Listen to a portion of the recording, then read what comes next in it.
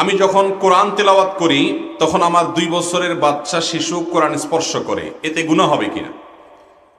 আমাদের বাসা বাড়িতে আমরা অনেক সময় কোরআন তেলাওয়াত করলে ছোট ছোট বাচ্চারা সেটা ধরতে চায়, হাতাতে চায়, স্পর্শ করতে চায়, তখন আমাদের করণীয় কি?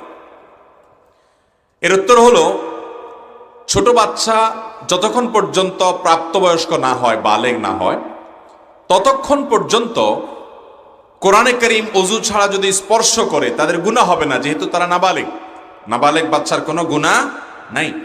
নবী করিম সাল্লাল্লাহু আলাইহি সাল্লাম বলেছেন, তিন ব্যক্তির কোনো ভুল বিচ্যুতি হলে সেটি লেখা হয় না। এর ভিতরে একটা হলো আস-সবী, ছোট বাচ্চা, হাত্তা ইয়াবলুগা, বালেগ হওয়ার আগ পর্যন্ত তার কোনো অপরাধ বা গুনাহ লেখা হয় না। এজন্য ছোট বাচ্চা যদি কোরআন স্পর্শ করে ওযু ছাড়া তার গুনাহ হয় না, কিন্তু